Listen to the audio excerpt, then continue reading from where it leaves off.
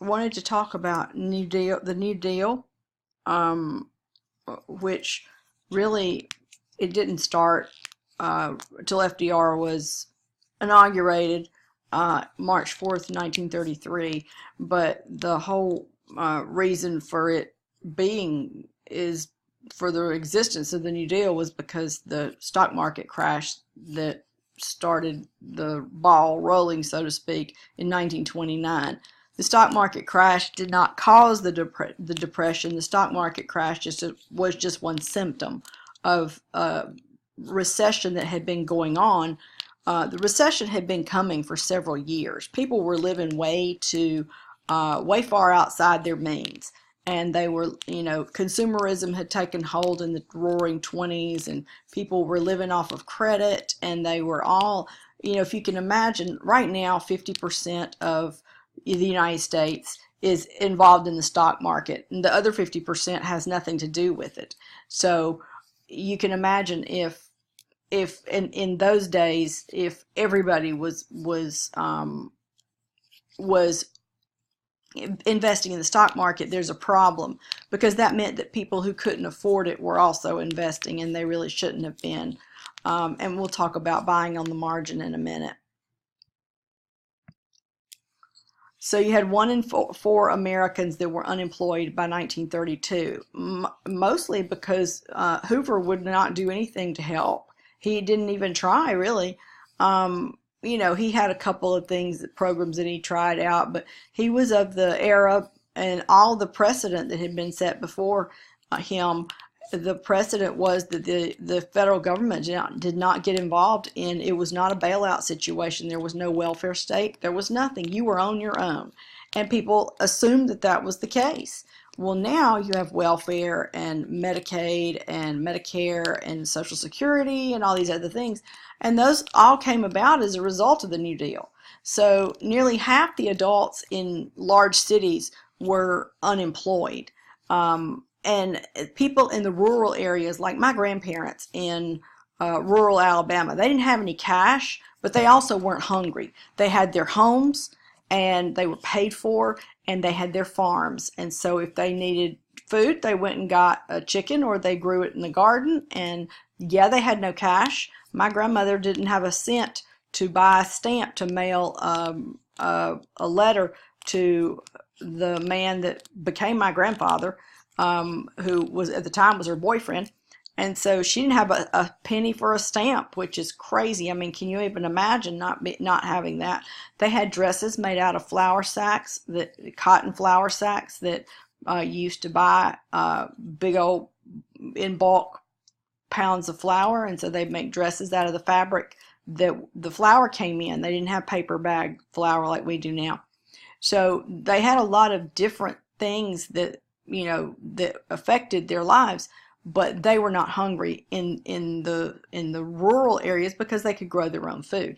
In the cities, you didn't have that option, and people really were dependent on soup kitchens and those kinds of things. Thousands of banks went under. They closed their doors because they had run on the bank where everybody came and got their money out, and when the money ran out in the vault, that was it. There was just no more. And you also didn't have the FDIC to guarantee your money, which is the federal agency, Federal Deposit Insurance Corporation. And what that does is they guarantee your money up to $300,000 in a savings account in a bank. So if there's an issue, the federal government will guarantee that account. Anything over $300,000 in the same bank, they will not insure that.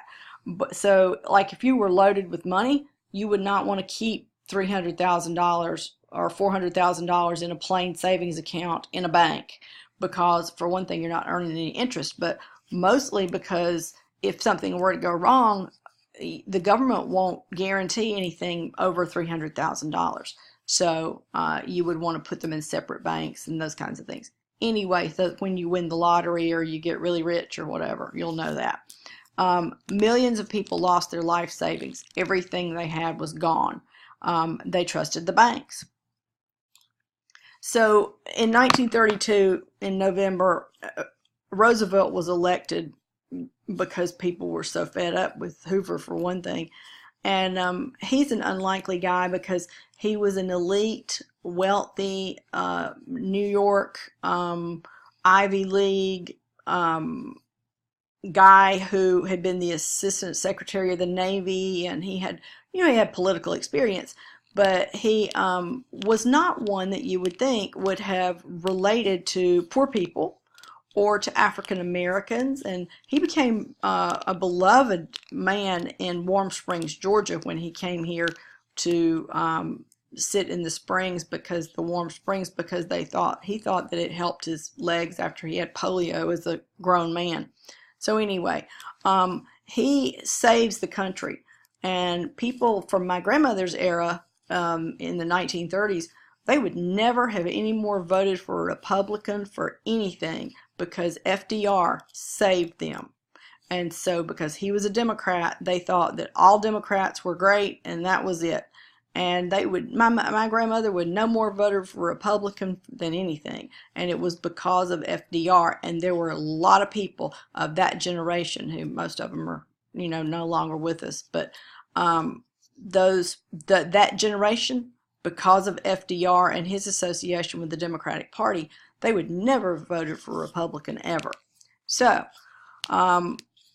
he was an unlikely person. You would think that he would have been the elitist. He came from old money. His family dated back to the ancestors on the Mayflower. We're talking an old family and old money. He was loaded. But he was very much in touch with the average Joe, and that was one of his strengths, was connecting with people. So you had really the first and second New Deals, and we don't get that specific, but you had in the first half of the 1930s, you had the first New Deal, and then by the second half, he figured out you had to regroup and try some other things, because not everything, you had this, it got better and better until about 1935, and then there's another recession that hits, and so the growth was not there. And so he regroups, and things start to get better again, 36, 37, and then you have the outbreak of World War II, and that really solves everybody's problem as far as a depression goes, because suddenly everybody's on the move. Everybody's got a job. You've got men being mobilized to go to war. The factories are then having to make clothing and ammunition and weapons and those kinds of things. And so this whole war economy takes over, and suddenly everybody's on the move and everybody's got a job. That doesn't mean World War II is a great thing. That just means that it solved the problems of the economy for the moment. So it was trial and error. It was not comprehensive. Not all of his programs worked. Congress didn't approve all of his programs. He tried a whole variety of things, which was something that Hoover was not willing to do. So despite the fact that not everything worked, and despite the fact that his programs were to a degree discriminatory against women, Native Americans, African Americans, as a result of having to get Congress behind these programs, he had to finesse these people and try to keep them from voting against his program. So he was, doing a balancing act here. Hoover's election in 1928, the investors liked him. This 1924, the prices of stock were going up. 1927, they go crazy. People have this reckless speculation, which means that they're saying that the shares in their companies are worth more than they actually are. And that only lasts for so long. And people in the 1920s said, invest your money, it will not ever drop. The stock market will never drop. It just will keep going up. Well, we all know that is not the case. And they knew it after this. So everybody doesn't need to be involved in the stock market. People always say, if you can't afford to burn your money up, don't invest in the stock market, because you likely will lose it. It's just a crapshoot. But you're taking a huge gamble. But, if you've got money to, to play with, so to speak, I don't. But anyway, if you have money to play with, then try, you could try it out. Hoover was concerned in 29. Investors were cautious. And then this is a picture of the Treasury Secretary, Andrew Mellon. as in Carnegie Mellon, and you'll notice, um, his name is on a university and his name is on all these foundations and all. So this trickle down economic thing that that Reagan tried too, and it didn't really work for him either in the 1980s. It wasn't called trickle down economics at that time, not till the 80s when Reagan did it. So they reduced the taxes, and then there's supposedly more money, and then those people will go and put the money in the stock market. For Reagan, the trickle down economics was that if you had tax reductions equaled more money in your pocket, which meant you'd go out and buy some more stuff at the store, which would generate, help stimulate the economy. But the problem is that people like me, if I have a tax reduction, I have more money in my pocket, I'm going to go put it on a bill. And so it didn't really do that because I'm not going out and blow it on, something I really don't need. I'm not going to go buy a car or anything like that. So this move that Hoover has, it doesn't really do any good. Tax reductions didn't really do any good at this point. So you have Irving Fisher, who's this economist, and he says that and obviously he didn't know what he was talking about. Stock markets have reached what looks like a permanently high plateau. Well, that's a problem because it's not true, and it doesn't go along with any economist before or after. But at the time, people didn't imagine that things could go really bad. So what they had in the 20s was called buying on margin. And you can Google this. It's all over the place on the internet. So what this is, small cash payments. So I have $100 and I want to go and invest it in the stock market. But if I have $100, I really would like to buy $1,000 worth since I'm going to make a boatload of money. So I'm going to go to the bank and I'm going to get a loan. I'll put down $100 and the bank's going to give me $1,000 back, which means I have $900 left to pay. So I owe the bank $900, but when I get rich off the stock market, I'll have that and more. So I might, on that $1,000, I might make $3,000. So if I only have to give the bank $900 back, then that means that I have, basically made myself a little over $2,000. So you would put down the down payment, buy your stock, you borrow the rest of it, and the broker held the certificates, the stock certificates, in case the prices bottomed so you couldn't sell real quick, which was supposed to stop this, run on the stock market. Didn't work that way. So the increased prices were going to pay for this loan, and you were going to reinvest the rest. So what happens is in August of 29, the brokers were lending money 2/3 the value of the stock, and nobody was worried about it. So you could put down 30%, 33%, and you could get the other 66% in loans. Well, that's all well and good as long as your stocks are making money. But go back to 1927, steel production, residential construction, car sales are down. People are not spending the money that they were for whatever reason. Steel production, if that means these are steel production, residential construction, car sales, these are all things that are indicators about how people are feeling about the economy. By mid-1929, the industrial production was down, employment was going down, which meant unemployment was going up, and that these economic measures were declining. Stock markets continue to rise. Well, that's just not a good sign because you've got these bad things here, this and this. So for 2 years, you had, these negative signs going on about the economy, yet the stock prices are still going up, which means that there was speculation. People were overestimating what their stock was worth. So if I say that my company's worth $500,000, then that's what I need to tell my investors.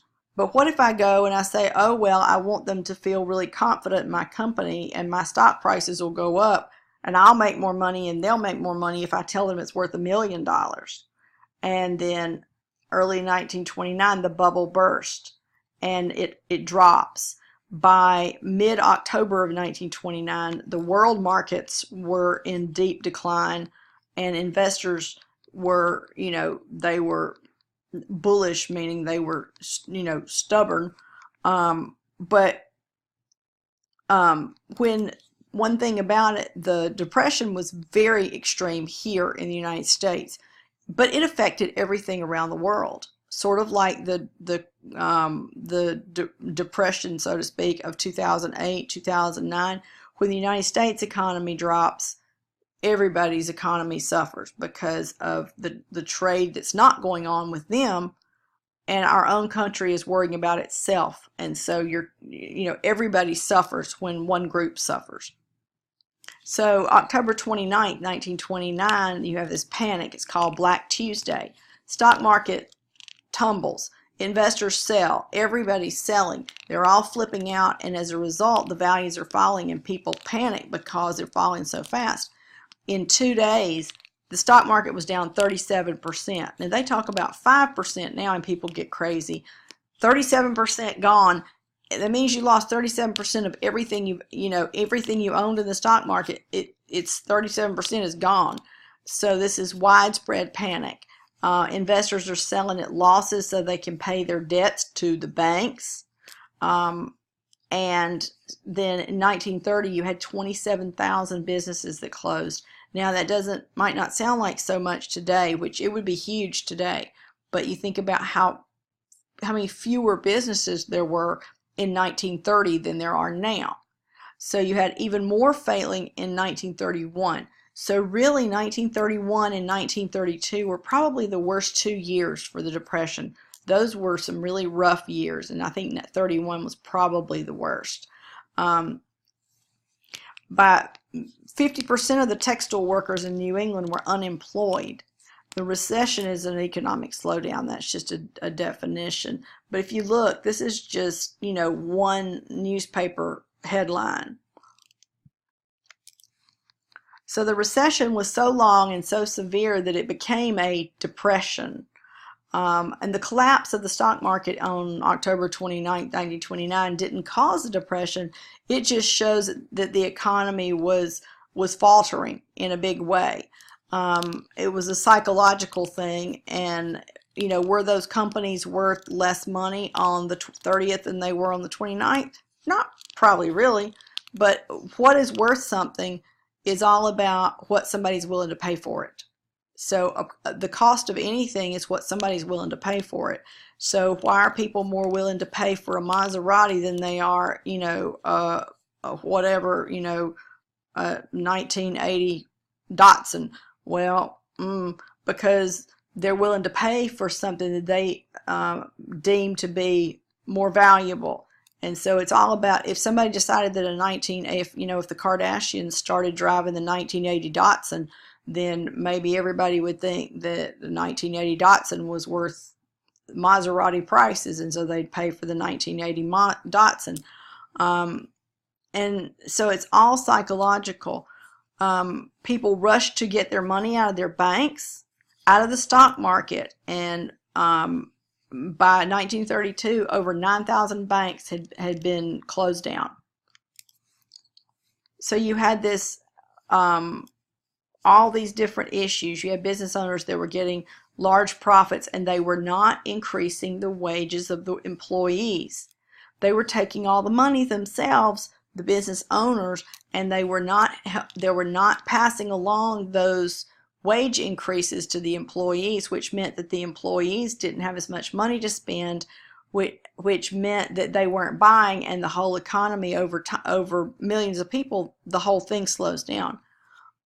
They reinvested profits into business expansion, into the big shot salaries and stock dividends. Again, not the masses of workers.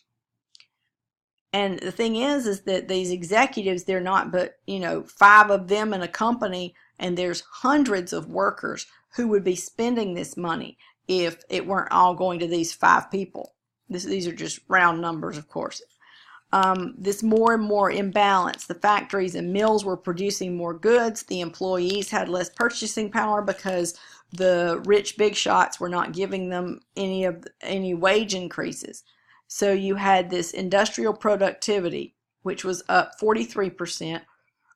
Wages were up 11%, which meant that the union's power declined. They couldn't ensure fair wages, and if you've got the productivity going up and nobody's buying this stuff, well, the prices go down. Supply and demand. So that would be the basics. Factories and farms, they either cut production or they closed altogether. In 4 years, the GDP, which is the gross domestic product, which is the value of everything that the whole nation produces, dropped by 27% in 4 years. That would be a nightmare today. Farms, they were increasing production in the 20s, and as they were increasing production, they were making less money for grain and livestock because there was bigger supply. The more your supply, the lower your prices. The more your demand, the higher your prices. So they had tractors. There weren't any more horses and mules so much. There were tractors, and so they were able to produce more. They had record harvests in 1929, so the prices for the corn and the wheat and the cotton went down because the supply was so great. Government policies did not help. High tariffs reduced foreign trade. Think about the tariffs that we have going on now. The tariffs that are going on now are reducing foreign trade, and it's supposedly protecting American producers, but it cuts foreign trade, and that's not good for the overall economy. Hoover supported the Congress, and he said, and they raised tariffs. Then you had the Smoot-Hawley tariff of 1930, which was to help farmers by increasing tariffs on farm imports, which was protectionism to help American farmers to keep out all the others. So you want money from other countries coming into your economy. You want other countries buying your goods. That's a good thing, because that means that it's not only on Americans to buy other Americans' goods. You've got other people from other countries buying your goods too. So that's a good thing. You had corporate lobbyists. They had hundreds of new imported manufactured items to this tariff bill to protect American producers, but there again, it just cuts your foreign trade, and so you've got less foreign money being funneled into this country's economy. So you had over 1,000 economists who told Hoover, veto this bill. Well, do you think he listened? No, of course he didn't. He was trying to protect American farmers, and he actually was, actually they were raising the prices, and because they weren't importing as much, and so that meant that consumers could buy even less. So these people who were not getting wage increases and did not have the buying power also now were paying higher prices. So of course the economy is going to contract. Hoover signs another, and there's another, he signed the Smoot-Hawley tariff. There's another big drop. It prompts other countries to retaliate. They put in their tariffs, and then you have a drop in sales abroad, and the exports plummet, which just gets worse from there, because now we don't have anybody to sell all these many millions of items that we've been producing. There's nobody to buy them. Then you have the Federal Reserve, called the Fed, which is the government agency that's like the central bank, and they manage the money supply and the interest rates. Well, the Fed reduces the money supply because they're trying to stop inflation, which means that the money supply shrinks by 33%. And then you have 10,000 small banks that fail, and you have millions of people in bankruptcy because there is no cash. And the Fed will not change because they are so worried about inflation. So it's these narrow policies with stubborn people in the lead that cause this problem. This is an image of a run on a bank. They're all standing out here waiting to get their money out. Can you imagine the chaos that would have been? To be scared that you're not going to get your money out, that you'll be the next one in and there won't be any money left? I mean, it would be scary, very scary. So, the problem in Europe is that they had all these war debts from World War I that they owed to the United States. The United States had loaned money for it to these other countries in Europe to fight the war, World War I. So Great Britain, France, Italy, and Spain all slowed their purchases of American goods and produced their own. These countries, some of these countries also did not pay the United States back. So the United States, there again, one more thing in this perfect storm, there's no money. If the countries in Europe, if their economies are in the toilet too, then they can't pay you back. The German economy was still in big trouble even 10, 12 years after the end of World War I. They were still trying to rebuild. So you had $11 billion had been loaned out, and Great Britain and France had no money to repay. So that's another big problem. They had borrowed these huge sums of from American banks to pay Washington, which just led to more debt. The United States couldn't prop up the European economy. Germany was dependent on these loans from American banks, and then you have the Smoot-Hawley tariff, which was harder to sell in the United States, and so they had less money in Germany to buy American goods. The European economy just dragged America's economy down even worse. So they called it the Great Depression because it was so long-lasting, so severe. They didn't have enough food. They didn't have enough houses. You had protests. People looted the grocery stores. They stopped sheriffs from foreclosing on houses. They lynched judges at bankruptcy hearings. By 1931, socialists recruited 45,000 people to join the Unemployed Citizens League in Seattle. So you have this uptick in the Socialist Party in the United States because they're trying to figure out another way to do something, and that's a pretty extreme way to do it. And this United Citizens League helped people avoid bankruptcy, eviction. They gave them part-time jobs, lobbied for more government assistance. So in this unemployment, in 1930, you had 4 million people unemployed. Look, in 1 year, that doubled to 8 million. And then it's up again by 50% another year. So between 1930 and 1932, you can see how these were the worst years of the Depression.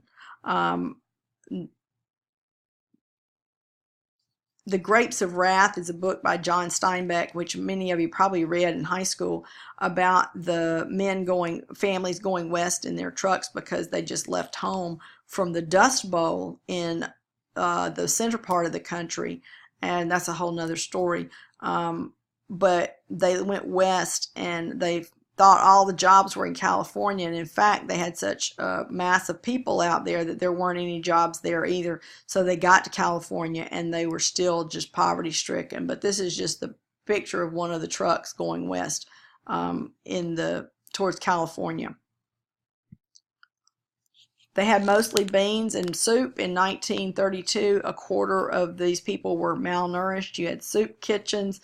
1,000 people a day lost their homes. You had poor houses and workhouses that were overpopulated by 1933. People lived under bridges, on benches, doorways, police stations, and it was a bad scene. You had hobos riding the rails. There were millions of people, mostly men, who were hobos, also known as tramps, and they would ride these empty railroad cars trying to get somewhere else. And then you had women and families while the men rode trying to find work. You had women and families, kids, living in tents near the railroad tracks waiting on the husbands to come back. This Dust Bowl in the Mississippi Valley, you had a drought, like one of the worst, 1932-ish. 32, 33, mid part of the 1930s. your income drops like crazy, whatever income you did have, but you would have these huge walls of dirt. Colorado, parts of Colorado, New Mexico, Kansas, Nebraska, Texas, Arkansas, and Oklahoma. Not all these states, but parts of all of these states. Millions of tons of dirt went east, was blown east, and they were black blizzards, called black blizzards, took over farms. I read a book about this, the Dust Bowl, and people could not see their hand in front of their face in their own house because the dust got in every nook and cranny and every halfway open little bitty hole in your house covered in black dust. And it started because farmers had clear cut and they'd taken up all, because in the boom of the 20s they farmed so much land that they took up all the nice root system in the grass, the prairie grass that had been there for centuries, that had held the dirt down. It's the reason they didn't have this before, because there was prairie grass and this deep root system that would hold all this dirt down. So when the wind blew across the plains, it didn't pick up all this dirt. Well, these people had gone out with no environmental thought whatsoever, no agricultural planning whatsoever, and they took up all the dirt so they could plow and plant crops, so they could make a fast buck, of course, because everybody's making money. And so it's very sarcastic, but anyway, so all of the dirt's gone. Well, you have a drought, all the grass is gone, the root system's gone. So when you have a drought and all the dirt gets picked up and it gets moved, and there's nothing to stop it, there's no trees out there, so the dirt just gets started and it goes on and on. And you could see the dust in New York City from the Midwest, and it destroyed the agriculture in that part of the country. And these are many of the people who went west in those trucks in The Grapes of Wrath, in that novel. But they really did. They picked up and left because they knew that there were California was the land of prosperity, and in fact it wasn't, but they didn't know that at the time because they had many of the same issues with the economy that everybody else did. So banks foreclosed on their houses, on their farms, because they had no money to pay their debt. So you had 25 million acres of the prairie that lost all the topsoil, which then makes it you're not able to farm it because there's no topsoil. It's just hard dirt. So they all headed to California because they thought there were jobs to be had, and in fact there weren't. So they call them Okies because short for Oklahoma. They were Dust Bowl refugees. 800,000 of them, mostly were white. This Grapes of Wrath, Woody Guthrie sings songs about the hard times these people have. And so you had all of these people went to all these big areas: San Joaquin Valley, San Francisco, San Diego, Los Angeles, and only a few of them could afford to buy land. They lived in tents, cabins. The sanitation was terrible. They had all kinds of abuse. And so now Okies are migrant workers are called Okies.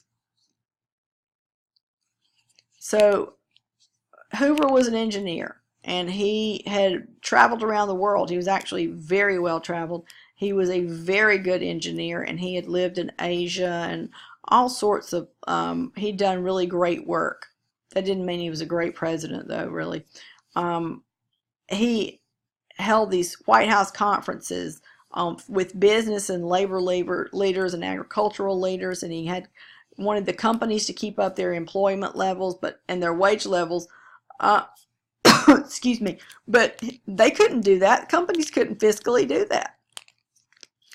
So he wanted the union leaders to end these strikes. He wanted the states to continue with their construction projects to keep these people employed, and states couldn't afford it either. So unemployment rose, the wages fell, and then you have the Revenue Act of 1932, which the largest tax increase in American history. You can imagine how happy that made people. They already don't have any money, and now they're going to have a huge tax increase. It's bizarre.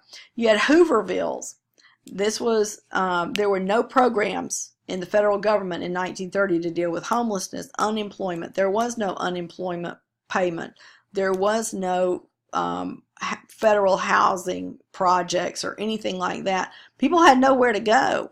And so they took all these different parts of different buildings and made these, what they called Hoovervilles. And they just took pieces of, cardboard in many cases like this, and, a random window that they found. And they built these houses that were shanty towns in vacant lots because they'd lost their land.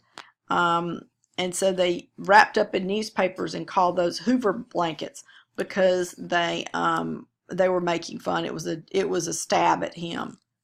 You had this bonus army.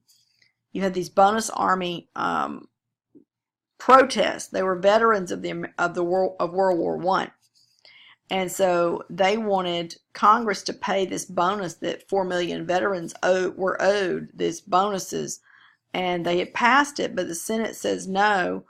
And so these vets have no money. The wives and the children go up here and they camp out on the steps of federal buildings to protest. So they call it the bonus army because they were not paid their wages like they should have been. That would have helped 4 million veterans and their families. So that was a pretty big deal. So Hoover's elected in 1932. He's willing to create these deficits in the short term to stop people from starving and to help revive the economy. He said that FDR's plan was going to ruin the nation. Hoover did, but obviously it didn't. And so FDR won with 23 million votes and Hoover had 16 million. I'm not exactly sure how 16 million people would vote for Hoover, but whatever. That's pretty shocking given the way things were. FDR was not a dictator, but he was willing to go to some serious lengths to get things done. And I think he did it with the right intentions. The goals were relief, recovery, and reform. He didn't want this to happen again. He wanted to save the capitalist system because the socialist groups were increasing in popularity because people were so pitiful. So he gets all these brains together to develop these new ideas to address these problems. And these are the men who were there in 1933. And they all had different areas of expertise. So the first New Deal would be 33 to 35. And it was three-pronged in nature. This immediate crisis and short-term emergency relief. People had to have some money. He wanted people to, the management and the unions to work together to come to some agreement. And then he wanted to pay farmers subsidies to shrink the size of their crops and herds. Farmers' subsidies exist today. So basically what happens with these subsidies is the farmers, the government says, okay, we know if you're not going to plant, you're not going to make money. So we're going to pay you some money not to plant. So that is what they do. Or we're going to pay you some money not to have huge herds. So you shrink your herds and we'll pay you some money. It'll be a guaranteed money. So we have subsidies even today. So there's another blast from the past, so to speak. So in the first 100 days, this is where the term the first 100 days comes from. And every president in the meantime, since then, has the media discusses what the president has accomplished in the first 100 days. So he gets this humongous piece of legislation. 15 pieces of legislation are passed in Congress in 100 days. I don't know that you've gotten 15 pieces of legislation through Congress in the last 30 years, but that was going on. It tells you how crazy things were. You have banking regulation. So before, banks could print what they wanted, they could do whatever they, they didn't have any regulation. So the banks were regulated after this. The Emergency Banking Relief Act was a 4-day bank holiday to allow people to settle it down. Then you had March 12th, you had the first fireside chat, and he told 60 million people on their radios that it was safer to keep their money in the banks. And about 75% of the people did take their money back to the banks. They didn't keep it in the mason jar out back, or in the mattress, or in the sugar bowl in the cabinet. You had the Banking Act of 1933, which creates the FDIC, which is what you'll see. This is the logo you'll see on all bank doors. If you go into the bank, this is what you're going to see. And you get at least $250,000 insured per bank. I think they may have increased it to 300 now, but anyway, that may be an older sign. But anyway, I think it's 300,000. The Glass-Steagall Act was a part of this Banking Act, which separates commercial banking from investment banking to prevent these conventional banks from investing savings of depositors in the stock market, which meant that if I have a Regions bank account, that means that Regions can't go and invest the money that I put in my savings account. They can't go and invest it in the stock market. It has to be held in some sort of safe fund. So they can't go and play the stock market with my savings money, which is a really good thing. I don't play the stock market like that. I don't want the bank playing the stock market with my money either.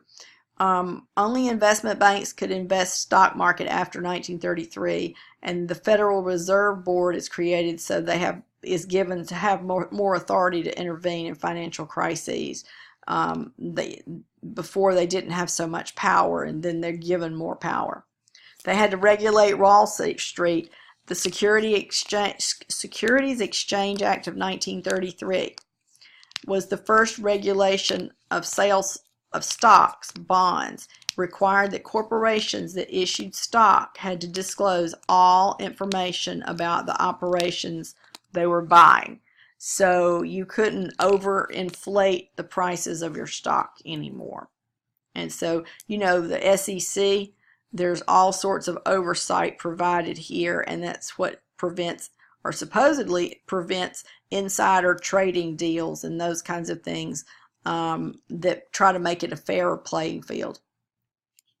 Securities and Exchange Act created this commission to enforce the laws, to regulate the issuance and trading of stocks and bonds. It also requires all stockbrokers to be licensed. I can't go in and be a stockbroker when I teach history. I can't go and say, I'm going to be a stockbroker now without going through training. So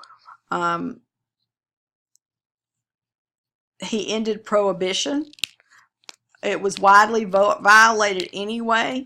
The Democrats, Franklin Roosevelt was a Democrat. They wanted it ended, and they were going to get the tax money off the sale of alcohol. People were buying it and drinking it anyway. Why not tax it and get the money off of it at this point?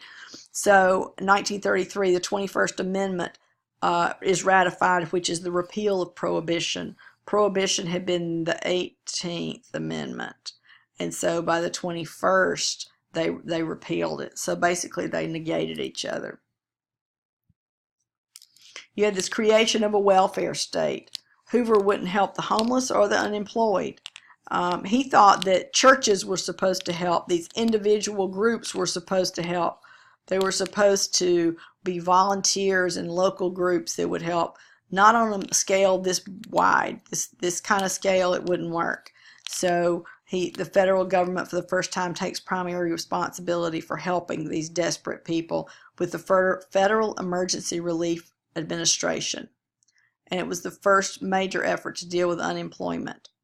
The difference, they sent the money to the states so that the states could distribute the money to the unemployed and the homeless and use it for what each state needed, because the local groups knew better than the federal government what each state needed, where the money was needed the most. Now,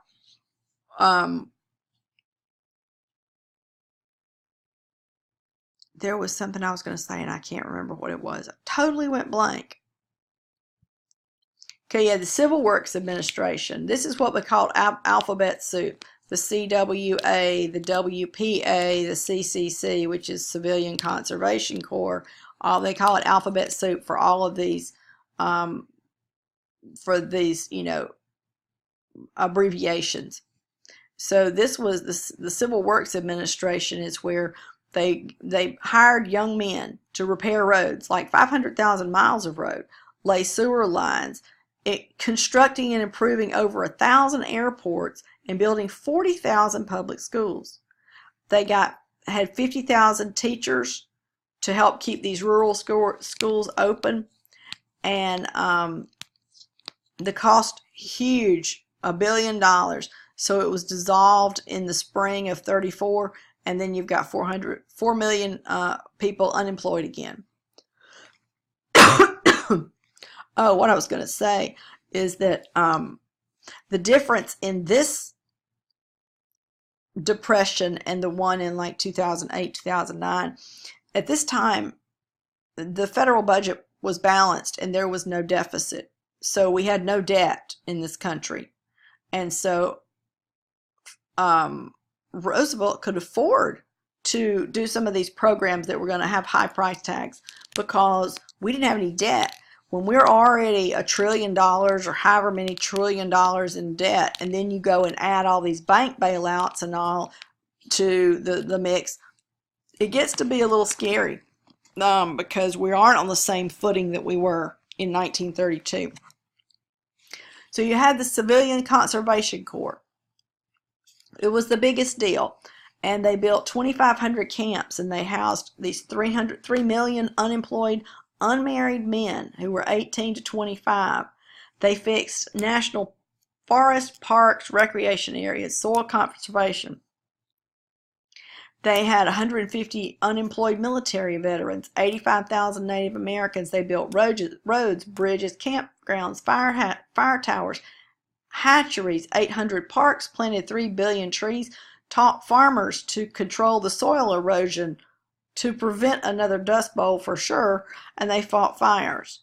The enrollees were supervised by soldiers, given shelter, food, clothing, and a small wage. Of course, they made $25 a month, but anyway, and they could earn a high school diploma while they were living in these camps. You had the Federal Housing Administration and the National Industrial Recovery Act. And you can look at those, and if you so choose, you can always go look them up. Agricultural Adjustment Act, or created the Agricultural Adjustment Administration, which worked on raising prices for crops, herds, by paying farmers to cut their production. This is where the subsidies come in, and they wanted taxes on these processors like cotton gins and flour mills and slaughterhouses. Tennessee Valley Authority is a big deal in the South. This is the map that this covers, and it brought electrical power and flood control efforts to Appalachia. Now, in 1932, most of Appalachia still did not have electricity, if that tells you anything. So they built these 121 dams, they dredged rivers, they promoted soil conservation, fertilizer experiments, they improved schools and libraries, and they had electricity to this depressed region to try to bring them into the 20th century, because at this point they still you had 1.5 million farms that got electricity and running of water as a result of the Tennessee Valley Authority. This is one of the projects in process there. So they electrified a lot of East Tennessee and northern Alabama and northern Mississippi and southern Kentucky. If you can believe that in 1932 these towns did not have electricity. So you have all these issues And by 1939, you still have 17% unemployment. You can only imagine how terrible that was when we look at 4.5% and think it's not great. The NAACP said that racism was because white people were administering these agencies. The industrial agency was overturned by the Supreme Court, and it was discriminatory because there was not a lot of interest in the issues for African Americans. The second New Deal was 35 to 38. It was more radical. You had federal construction programs, and banking reforms, increased taxes on the wealthy, and unemployment sugar insurance programs, and old age for and illness, meaning Social Security and Medicaid got started, or Medicare. WPA, Works Progress Administration, largest employer, hired 2 million people a year for 4 years. They built LaGuardia Airport in New York City. They restored St. Louis riverfront. They managed a bankrupt city, which was Key West. They employed writers, artists, actors, musicians. Think about where we get our slave narratives from. We get our slave narratives from this program. FDR, part of this program was that they hired people to go down south and to interview these former slaves who were dying off because they were old. And one of the last ones was in Mobile. His name was Cujo Lewis, and they interviewed him. And so, but they interviewed them all over the South, and they got these firsthand accounts of life as a slave. We would not have those had it not been for this amazing program. Artists would go and they would paint murals, they would teach art lessons, actors would put on plays and teach music lessons, musicians would. And if you look, this is just a political cartoon with all the alphabet soups, and these are all of his programs. So the Wagner Act also had 1935. They had workers had rights to unionize and bargain directly with management about wages. Social Security Act of 1935, government assistance to the elderly. It was designed by Frances Perkins, who was the first woman cabinet member, Secretary of Labor. The centerpiece of self-financed retirement fund for people over 65.